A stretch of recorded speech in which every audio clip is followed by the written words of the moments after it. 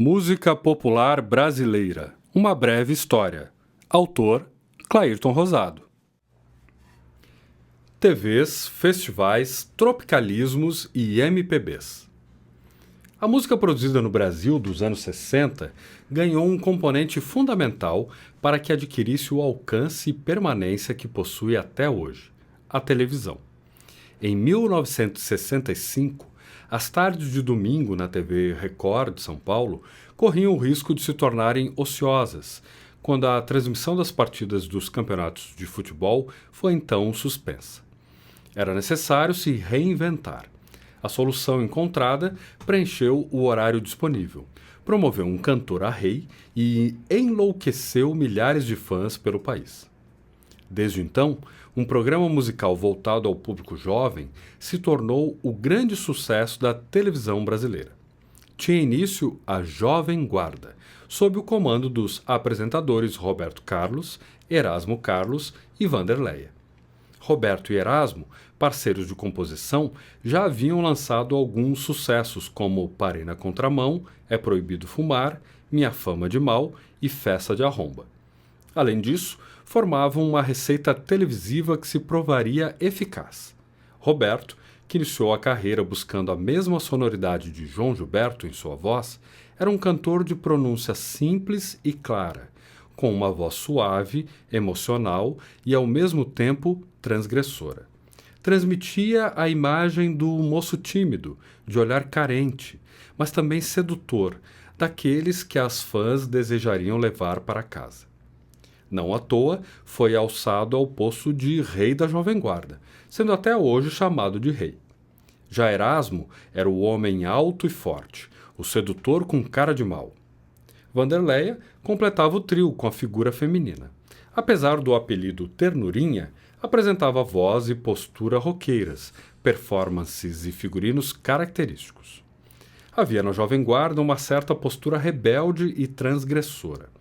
Embora muitas letras apresentassem ares ingênuos e distantes da realidade política daqueles anos, ainda assim, a Jovem Guarda trouxe novos modos de agir, vestir e falar. Expressões como é uma brasa mora, broto, carango e tantas outras são devidas a esta turma. Eram ligados à música dos Beatles e às suas guitarras eletrificadas. Ficaram conhecidos como a turma do Iê Iê Iê, exatamente pela relação com a canção She Loves You, cujo refrão cantava Yeah, Yeah, Yeah. Mais do que um programa de TV, a Jovem Guarda tornou-se um movimento que divulgou o rock brasileiro e estabeleceu novas formas de comportamento. Se num primeiro momento o repertório apresentava versões em português para o rock importado, a partir das canções de Roberto e Erasmo, tudo seria diferente. A juventude da época passou a cantar seus próprios assuntos. Paixões, melosas ou rebeldes, a transgressão de costumes e atitudes, ou até mesmo a virilidade masculina traduzida em carros e velocidade. Tudo isso escrito e cantado por seus ídolos, tão próximos e até mesmo palpáveis.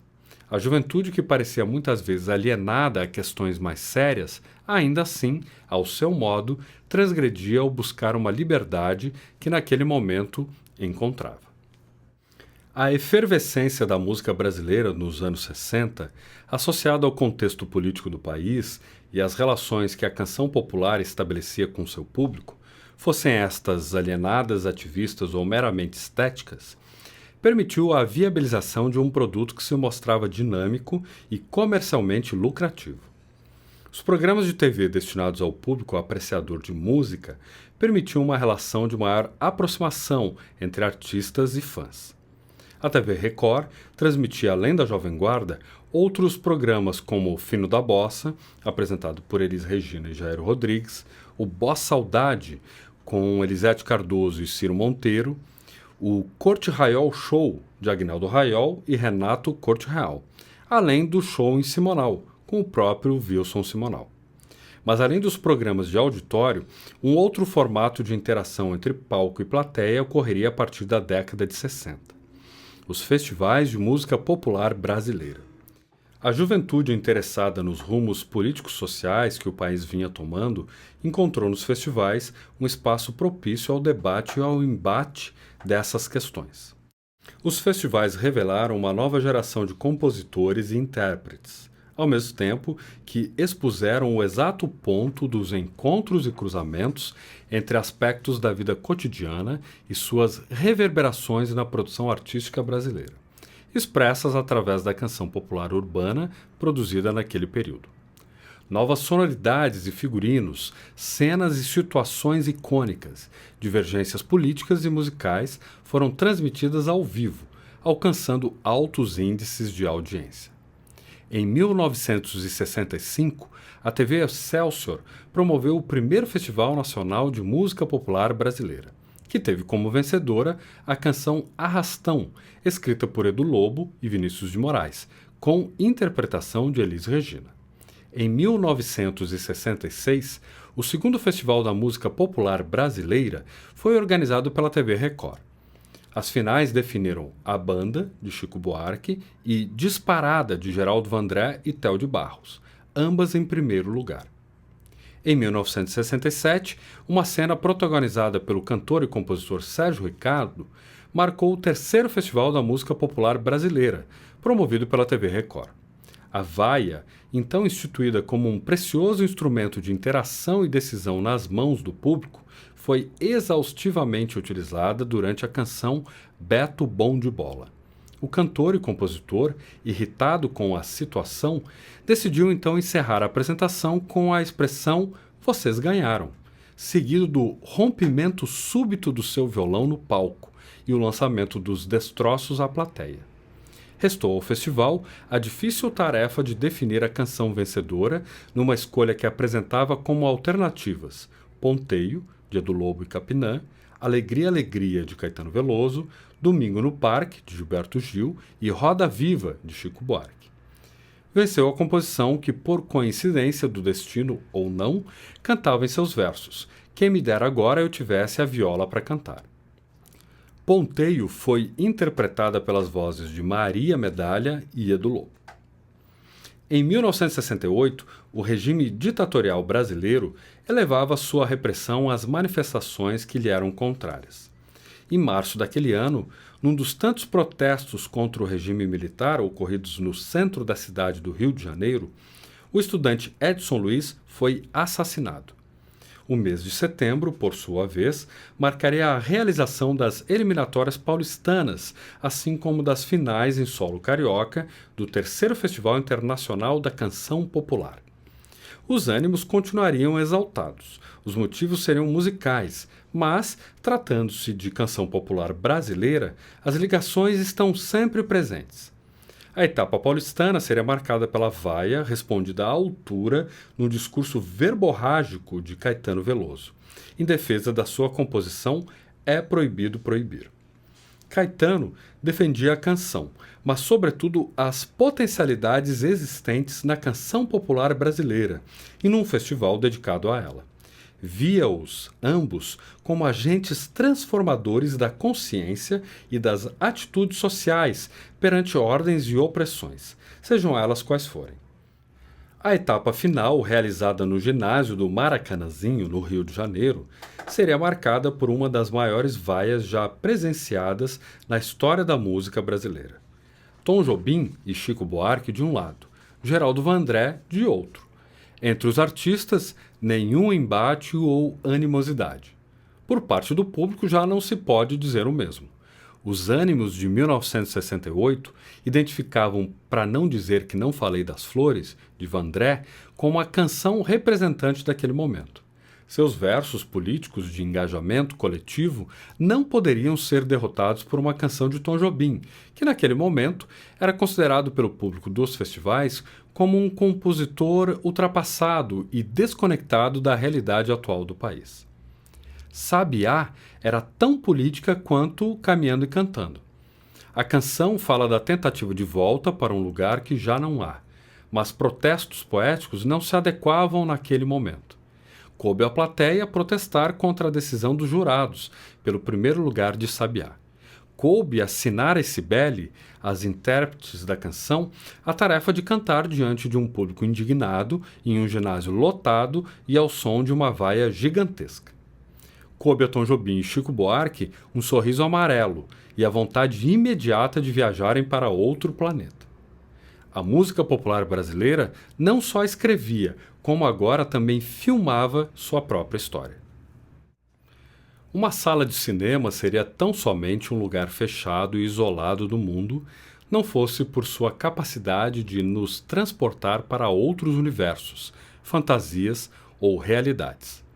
As imagens, sons e ideias expostas na grande tela de uma sala escura possuem o poder de nos induzir a estados anestésicos, tanto quanto a nos despertarem provocações e novas ideias. Foi numa sala de cinema no bairro de Copacabana, no Rio de Janeiro, que Caetano Veloso assistiu ao filme Terra em Transe, do diretor Glauber Rocha.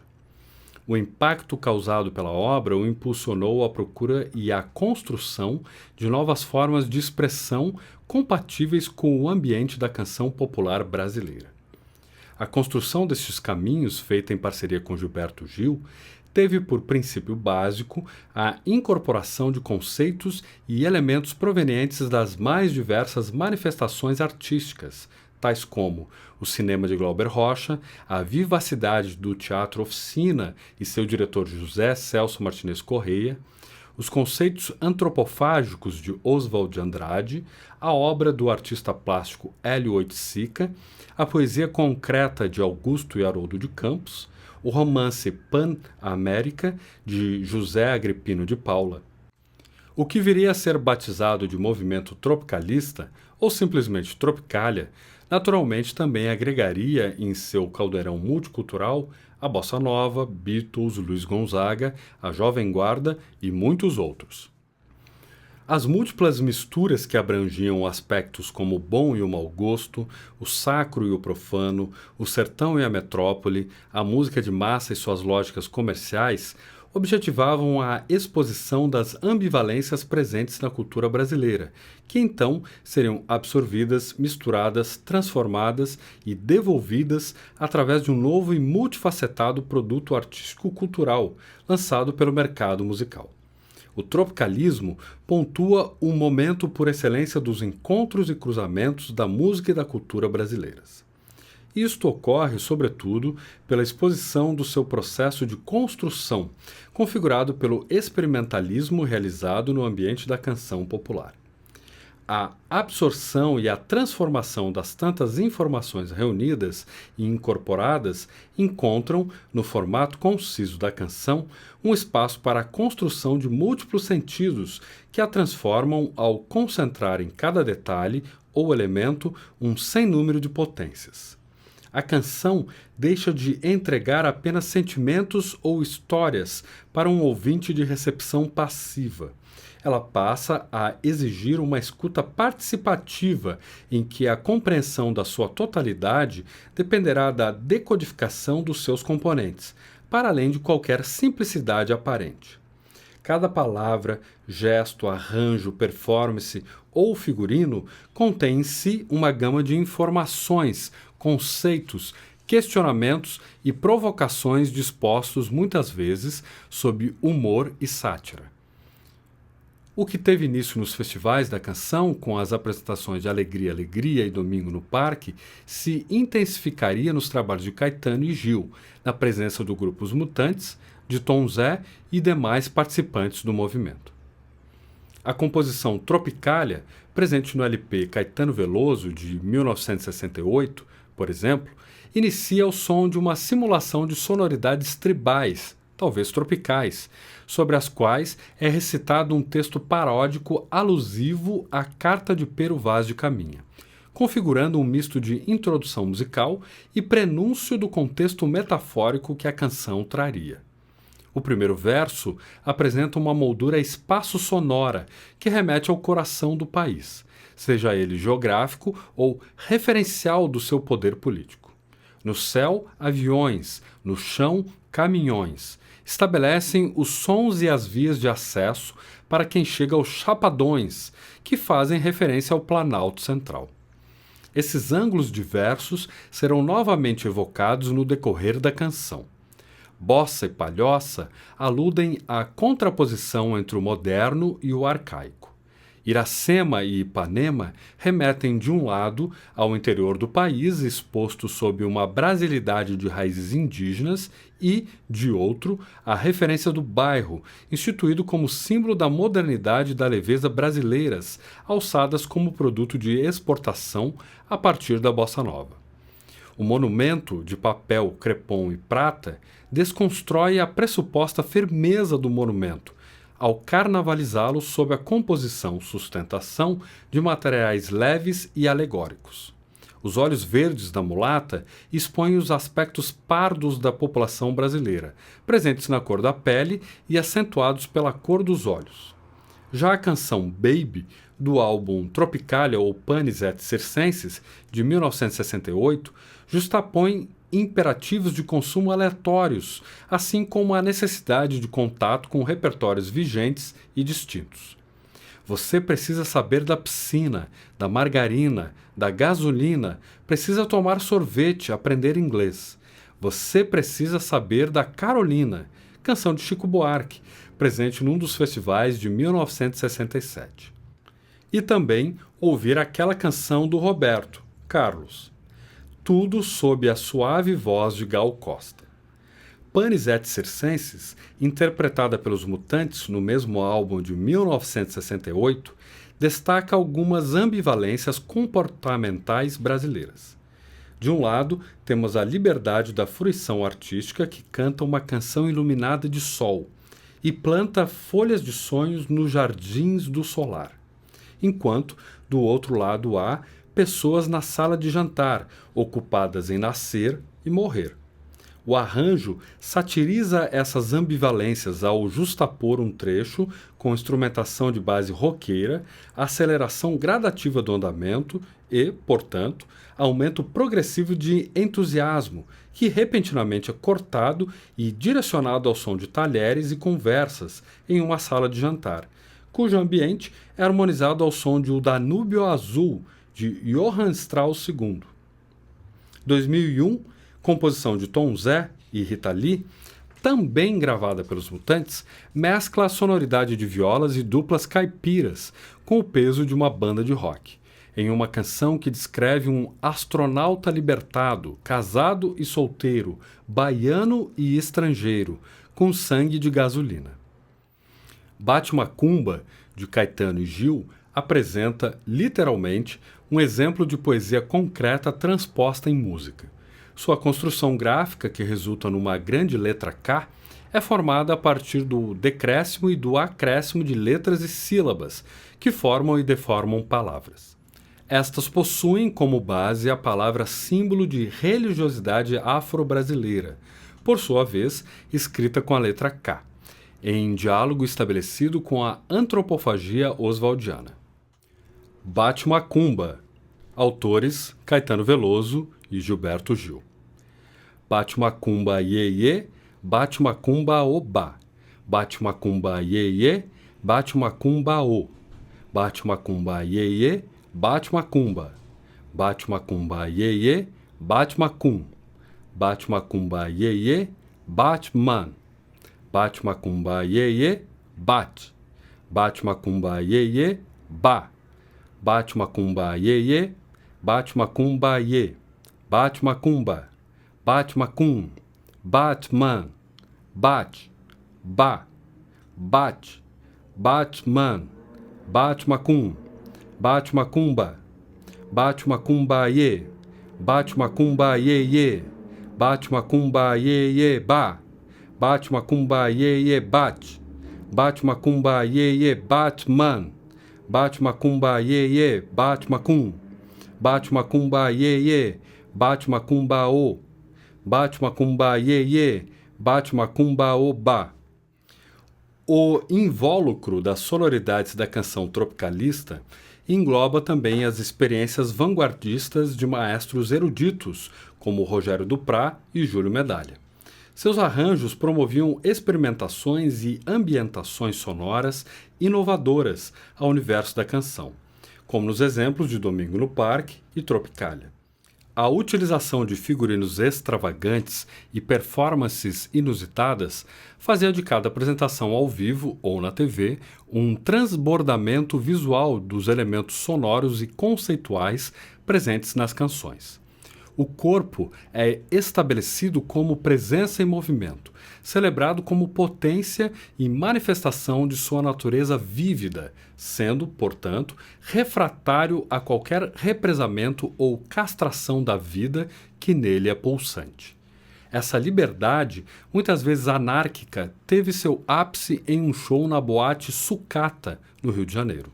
Lá, gritos, cambalhotas, a eletricidade das guitarras distorcidas, improvisos vocais e uma enormidade de sons desvairados compuseram uma massa sonora permeada por um sem número de ruídos que não agradaram aos ouvidos e nem à capacidade de compreensão militar num país em tempos de ditadura. Logo surgiram boatos de uma suposta performance paródica do hino nacional brasileiro. Era apenas um boato sobre algo que não aconteceu, mas a simples cogitação de sua existência foi suficiente para estimular os militares e sua política de repressão a ações civilizadoras. Em dezembro de 1968, Caetano e Gil foram presos, sendo posteriormente convidados a se exilarem no exterior. O movimento tropicalista, constituído na forma de um coletivo de artistas e suas proposições inovadoras, teve curta duração.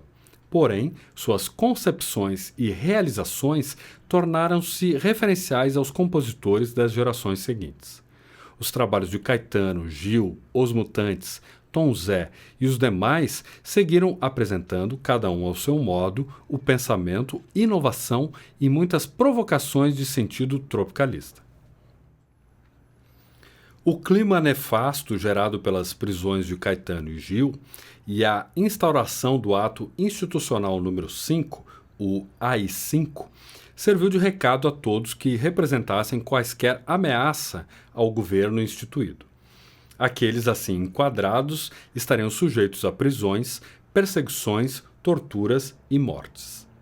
A censura instaurada exigiria que a produção artística daquele período passasse pelo olhar e o crivo militar antes de chegar ao público. Mesmo assim, a repressão vigente não seria capaz de frear a criatividade e as inúmeras metáforas utilizadas nos textos das canções. A geração dos anos 70, que consolidou a chamada MPB, sigla utilizada para nominar a música popular brasileira, teve compositores que se forjaram em um contexto político-social em que arte e inteligência foram importantes meios de combate às armas e aos projetos de opressão. Gilberto Gil e Chico Buarque escreveram juntos um dos mais significativos exemplos das ambiguidades possíveis inseridas nos versos de uma canção. Cálice, composta em 1973, mas lançada apenas em 1978, transformou o verbo cálice num cálice de vinho tinto e de sangue, utilizado para consumir a bebida amarga da ditadura. Chico também escreveria outras composições críticas à ditadura, como Apesar de Você, em que o você seria nada menos que o general Emílio Garrastazu Médici, tido como o presidente mais rigoroso, leia-se sem humanidade, do período. Quando perguntado sobre a questão, Chico apenas disse ironicamente que o você se referia a uma mulher muito autoritária. Outras críticas sociais estariam presentes em Construção e Deus lhe pague. A década de 70 também teria o privilégio de viver a consolidação de algumas das melhores intérpretes já existentes na música popular brasileira. Elis Regina, já conhecida pela interpretação de Arrastão no festival de 1965 e por ser apresentadora do programa de TV Fino da Bossa, na companhia de Jair Rodrigues, era daquelas cantoras com um tamanho carisma, potência vocal e musicalidade que uma canção interpretada por ela teria sempre grandes possibilidades de sucesso. Não à toa, era procurada pela maioria dos compositores. Gravou diversos deles, como Ivan Lins e Ronaldo Monteiro de Souza, João Bosco e Aldir Blanc, Belchior, Chico Buarque, Renato Teixeira, Adoniran Barbosa. Maria Bethânia, a irmã de Caetano Veloso, que abriu caminho para o próprio Caetano na música. Gravou diversas composições do irmão, além de obras de compositores como Dorival Caymmi, Chico Buarque e Gonzaguinha. Bethânia tem por hábito utilizar em seus shows alguns textos literários de escritores como Fernando Pessoa, Clarice Lispector e Lia Luft. Ela os recita na introdução de blocos temáticos, formados por obras diversas de um mesmo compositor ou por sentimentos em comum. Suas interpretações apresentam majoritariamente a voz de uma fera oculta, como certa vez definiu Lia Luft, além da presença de uma expressividade dilacerante que expõe os sentimentos dispostos na canção com a força das intenções que a inspiram. A baiana Gal Costa fazia parte do grupo Tropicalista e gravara seu primeiro LP em parceria com Caetano Veloso em 1967. Ela fez da década de 70 o seu palco. Sua afinação, alcance vocal, ousadia, liberdade e despojamento fizeram dela um símbolo da contracultura brasileira. O show Fatal, que gerou o álbum Fatal, Gal a Todo Vapor, apresentou composições de Jardes Macalé e o Ali Salomão, de Moraes Moreira e Luiz Galvão, ambos componentes dos Novos Baianos, e Luiz Melodia. Gal sempre alternou com muita naturalidade interpretações de sonoridades lisérgicas com outras de intimismo sedutor ou mesmo transcendente. Seguiria gravando composições de Caetano, Gil, Caymmi, Roberto e Erasmo. Estes últimos lhe dedicaram uma canção exclusiva chamada Meu Nome é Gal. Afinal de contas, quem mais poderia dizer que se chama assim? Em 1972, os Beatles já haviam encerrado suas atividades. Contudo, dentre os milhões de fãs espalhados pelo mundo, os inúmeros covers e as infinitas influências que suscitaram, uma delas teria um sabor bem brasileiro. Um grupo de jovens amigos, reunidos em Belo Horizonte, faria a melhor tradução brasileira dos Garotos de Liverpool. Uma tradução com sotaque mineiro, que não à toa diria: eu sou o mundo, sou Minas Gerais. Milton Nascimento havia participado de alguns festivais da canção no final da década de 60 e também havia composto e gravado diversas canções com Márcio Borges, Fernando Bran, Ronaldo Bastos e Toninho Horta. Em 1970, iniciou uma parceria com Lô Borges no álbum Milton, em composições como Para Lennon e McCartney e Clube da Esquina. Em 1972, o grupo de mineiros gravaria um daqueles álbuns considerados históricos para a música popular brasileira, o álbum duplo Clube da Esquina, que também teria as presenças de Beto Guedes e Wagner Tiso. Naqueles tempos de repressão política, temas como a diferença entre o país vigente e o país desejado eram, de certa forma, inevitáveis. As canções do Clube da Esquina falam sobre isso, mas nunca de modo agressivo. A Revolução Mineira parte do coração, utiliza como armas seus sentimentos iluminados. Os opressores de então mal conseguiam perceber. Milton, o cantor de voz incomparável, seguiria compondo canções de caráter social e transformador. Elas falam na distribuição de peixes e nas várias formas de amor possíveis. Afinal de contas, sonhos não envelhecem e nada será como antes amanhã. Se a Bahia é de todos os santos, também é de muitos músicos. Não bastasse Tia Ciata, Caymmi, João Gilberto e os Tropicalistas, uma nova geração de baianos também faria história na MPB. Os Novos Baianos, que assim foram chamados por uma comparação com seus antecessores tropicalistas. Eram tão amantes de música quanto de futebol. Até diziam que jogavam melhor do que tocavam, o que evidentemente não era verdade, pois, se assim o fosse, jogariam bem demais. O grupo era formado por integrantes como Moraes Moreira, Pepeu Gomes, Baby Consuelo, Luiz Galvão e Paulinho Boca de Cantor, dentre outros. Moravam todos num sítio no bairro de Jacarepaguá, no Rio de Janeiro, onde passavam os dias tocando, compondo e jogando futebol. Sua música trazia os encontros e cruzamentos entre rock, música instrumental e MPB, com forte influência de João Gilberto, que os visitava com frequência e lhes apresentou diversos sambas de compositores das gerações anteriores. Outro talento musical de origem nordestina surgido na década de 70 foi o alagoano Djavan, cuja estreia aconteceu em 1975 no festival Abertura com o samba Fato Consumado. Seus maiores sucessos seriam lançados nas décadas seguintes, porém, desde que apareceu, esbanjava uma musicalidade inventiva de riqueza rítmica e dançante.